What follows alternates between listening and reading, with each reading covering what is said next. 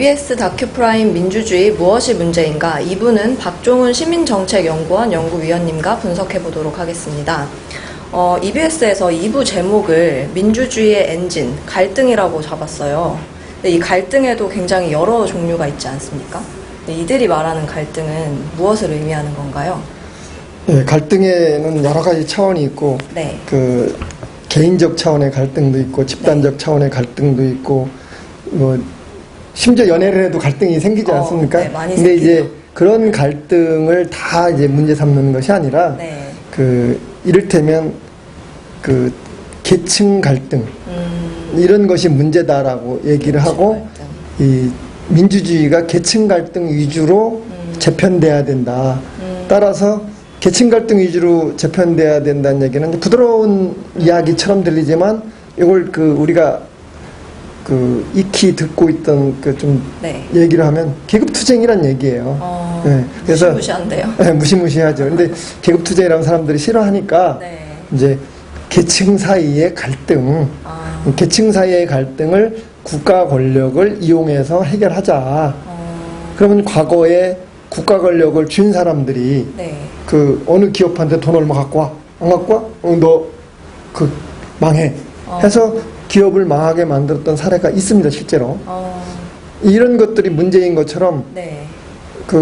예컨대 이제 사람들을 선동을 해가지고, 네.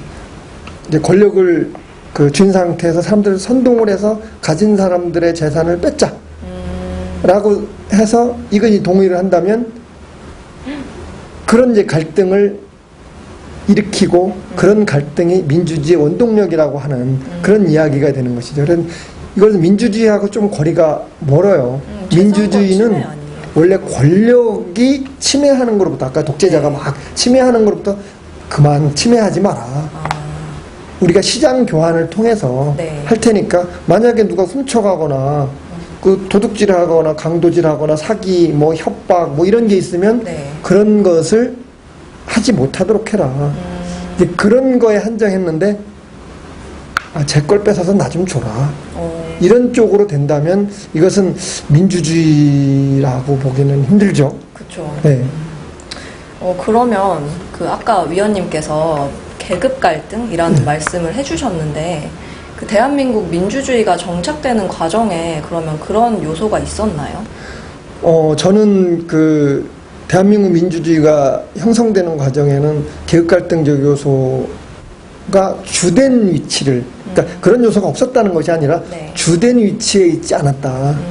그러니까 개화기에 이제 만민공동회나 관민공동회를 열어서 고종한테 의회제를 만들자, 중천 참의라는 걸 만들어서 그렇게 하자 그럴 때도 여기서는 계급 갈등 요소가 없죠, 일단. 그리고 이제 일본의 다이쇼 데모크라시 시기에 일본에서도 많은 요구가 분출했지만 한국에서도 우리를 독립시켜달라는 게 이제 3.1운동이에요. 60만세 운동이고. 그때 이제 임시정부들이 막 생기는데 임시정부에서도 계급 갈등 요소는 없죠. 그러니까 1948년 50 총선거 때 계급주의적인 인사들은 이 총선거, 유엔에 의한 총선거를 반대했어요. 그런 점에서 제주 4.3 때 독재주군의 선거 무효화됐어요. 그래서 1년 후에 선거를 다시 치르게 됩니다. 이때 계급주의적 요소가 작용을 했다라고는 보는데 이게 결국은 1년 후에 선거를 했기 때문에 실패로 돌아갔고 38선 이북은 유엔 한국위원단이 못 들어오게 했으니까 그때 이제 결국은 선거를 못 치르게 돼서 계급주의적 요소가 작용을 했지만 대한민국이 형성되는 민주주의 국가로서 대한민국이 형성되는 계급주의적인 요소는 없었다라는 것이고 그 이후에 60년 4.19나 1979년 도마항쟁이나 1987년 6월 민주항쟁이나 이런 경우는 다 독재로부터의 민주주의 이런 거고 장기 집권에 대한 반대였기 때문에 계급주의적인 요소, 계급 갈등적 요소라고 보기 힘들다.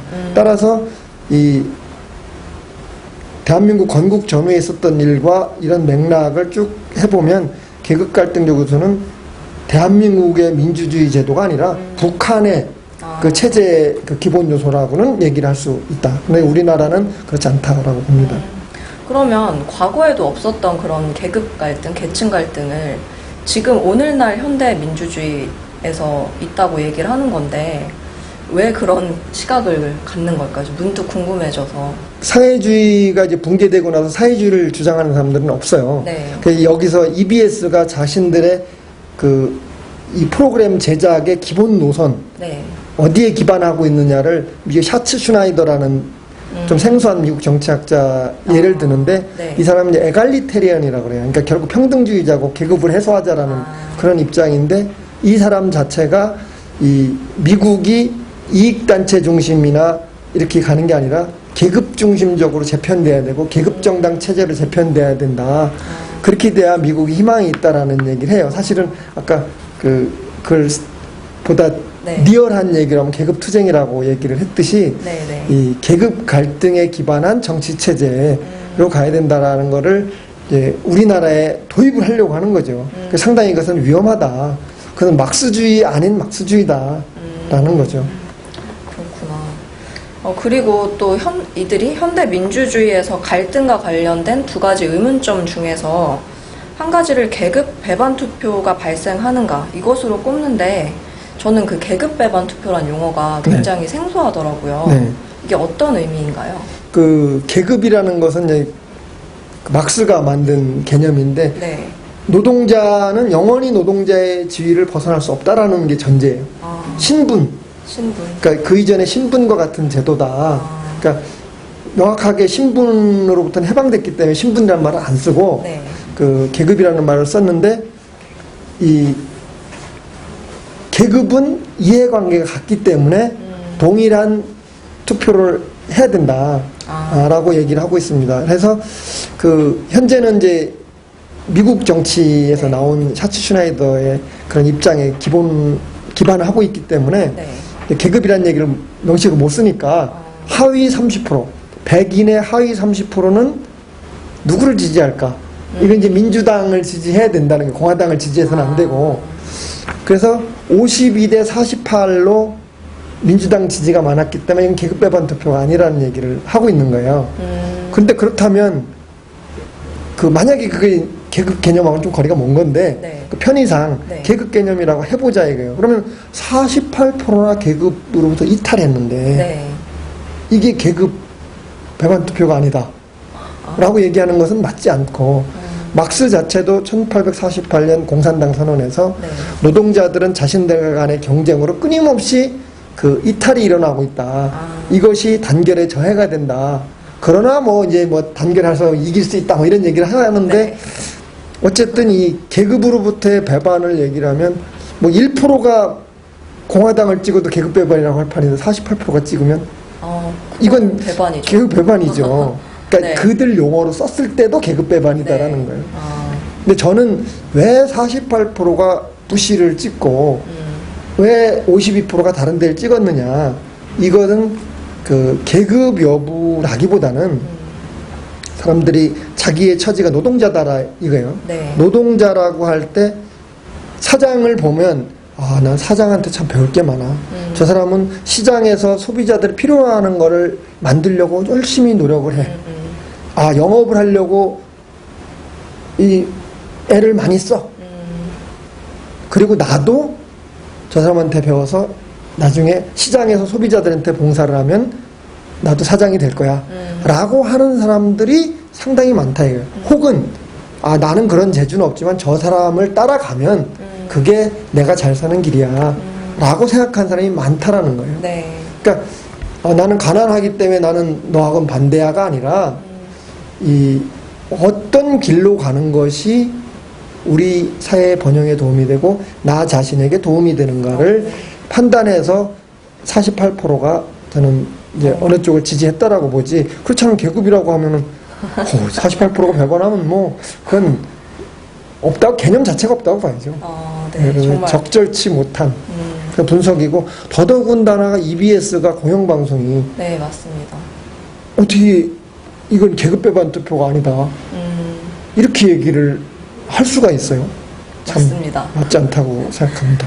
네, 그리고 또 한 가지 궁금한 게 이들이 민주주의를 가치의 권위적 배분이라고 규정을 네. 했는데 그러면 무엇을 도대체 분배한다는 것인지 궁금합니다. 그 EBS 프로그램이 네. 그 아리스토텔레스로부터 이제 민주주의의 그 원천을 끌어내요. 그 다수가 어떻게 소수보다 뛰어난가. 근데 거기에서는 그걸 왜 구체적인 예를 든 부분 뺐어요. 뺐는데 다수가 소수보다 뛰어난 점은 네. 첫 번째 국방에서다. 아무래도 한 명 대 100명이 싸우면 누가 이기겠어? 100명이 이기겠다. 아무리 한 명이 힘이 세도 네. 100명이 더 낫다 이거예요. 네. 그리고 또 하나 예를 드는 것은 잔치에서 각자 얼마씩 이렇게 내서 잔치를 치르면 네. 큰 잔치를 치를 수 있는데 부자가 자기 직업을 열어서는 몇 사람을 만족시키겠어요. 만약 이건희 회장이 지금 뭐 사경에 헤매고 있는데 사람 재산을 우리가 다 나누자. 네. 그러면 예컨대 4천억이면 4천만이면 1인당 10,000원이에요. 네. 그 4조 원이면 1인당 얼마?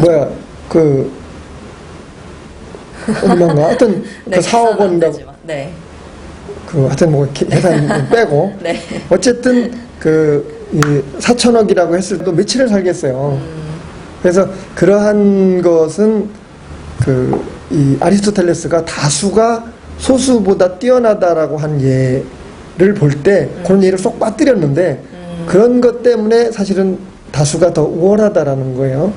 근데 가치의 권위적 배분이었는데 또 아리스토텔레스는 어떤 얘기를 했냐면 네. 배분이라는 것은 공적인 걸 배분하는 거예요. 공동의 거가 있는데 이 공동의 거를 네. 내가 9를 가지고 너는 하나를 가져라. 이건 안 된다는 거예요. 5대5로 갔든지 네. 최초에 뭐 계약을 해가지고 비례적으로 갔든지 이런 식으로 해야 된다는 거예요. 이미 공공의 것이 공공의 된 것. 것을. 네. 그러니까 개인의 것은 네. 교환한다라는 겁니다. 교환. 그래서 아리스토텔레스의 유명한 정의론, 저스티스. 네. 정의론에는 배분적 정의, 이게 잘못됐을 때 시정하는 시정적 정의, 이런 얘기했는데, 사유물에 대해서는 교환적 정의라고 그러고 있어요. 그래서 사유물을 나누는 얘기는 아니에요. 근데 EBS는 가치의 권위적 배분이라고 해서 사유물들 전부 걷어다가 배분할 수 있는 것처럼 완전 왜곡을 하고 있죠. 그래서 이건 맞지 않다라는 것이고, 이제 우리가 국민들이 다 동의해서 대표 없이 네. 조세 없다. 국민들이 동의를 해서 세금을 걷었으면 네. 이 세금 중에 가난한 사람을 좀 얼마 더 주고 누구는 가난할 뿐 아니라 장애인들 있잖아요. 네. 거동이 불편하고 정상적으로 이렇게 막 벌이를 못할 경우에 그 사람한테 좀 더 주자. 이런 거는 할 수 있죠. 남의 것을 뺏는다의 개념이 아니라 그때는 원래 조세로 들어온 국가 세금은 하나예요. 하나. 그러니까 통틀어서 하나. 통틀어서 하나를 나누는 거는 네. 그건 이제 국가가 해도 된다. 우리가 이제 국회에서 예산 하는 게 그런 거 아니겠어요?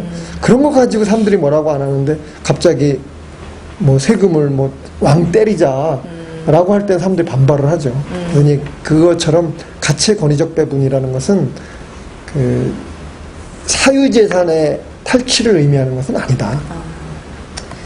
왜곡을 많이 한 것 같은데 이렇게 공영방송의 기본 윤리를 지키지 않은 EBS에게 마지막으로 강력한 한 말씀 부탁드립니다. 네, EBS가 저는 왜 이렇게 이제 계급 갈등 지향적인 그런 프로그램을 만들었는지가 의문이에요. 저도 그리고 궁금합니다. 이런 것들이 아무런 내부에 예를 들면 거르는 장치가 없이 네. 그대로 나왔다라는 것이 의외예요. 왜냐하면 EBS야말로 국민의 세금으로 만들어진 기관이고 세금으로 월급도 주고 인터뷰하느라고 뭐 외국에 왔다 갔다 하려면 다 돈이 들지 않겠어요? 거기다가 무슨 영상을 또 만들려면 이런 데 돈을 쓰는 국민의 돈을 국민들 분열시키는 데 쓴다라는 것은 저는 이건 공영방송의 태도가 아니다. 개인은 자기 생각이 그렇다면 그렇게 할 수 있다고 봐요. 그게 맞지는 않지만 네. 개인이 자기 돈을 가지고 하는 것은 자유죠, 그거는. 자유지만 이 자유가 이 자유시장 경제 체제를 없앨 자유는 아니고 네, 자유시장 경제 내에서라면 네. 뭐 다소 틀린 생각도 얘기할 수 있고 여럿이 얘기하다 보면 교정이 되니까 그런 거에 대해서는 우리가 조금 뭐 이렇게 관용을 베풀 수가 있는데 공영방송에 이런 그 계급 갈등 지향적인 프로그램을 내고 국민들을 분열시키는데 앞장선다는 건 맞지 않다. 오히려 다독거려야 될 그런 기관이 아니겠는가. 네, 맞습니다. 근데 여기 데이비드 캐머런 그 얘기도 있는데, 캐머런이 가난에 대해서 남의 걸 뺏자라는 얘기를, 가난에 대해서 얘기를 들으려면 다른 당으로 가고, 가난을 어떻게 해결할 것인가. 즉 결국 이 자급자족 사회가 아니면, 자급자족이면 자기가 열심히 일하는 것 외에는 가난을 네. 벗어날 수 있는 길이 없어요. 그러나 시장 경제에서는 남한테 이롭게 하는 행동을 하지 않으면, 남이 내 걸 안 사주고 내 서비스를 안 받아주면 내가 돈을 받을 수가 없어요, 대가를. 그렇기 때문에 어떻게 하면 돈 줄 사람들이, 지갑을 열 사람들이 필요한 것을 해주느냐를 가지고 연구를 해야 사실은 공영방송이 맞지 않느냐. 그런 거에 대해서 저는 네. 이 공영방송으로서의 EBS가 상당히 그 자기 본연의 임무로부터 벗어났다. 이렇게 생각합니다. 네, 오늘 2부는 박종훈 위원님과 아주 속 시원한 비판 들어봤는데요. 3부에서 찾아뵙도록 하겠습니다. 감사합니다.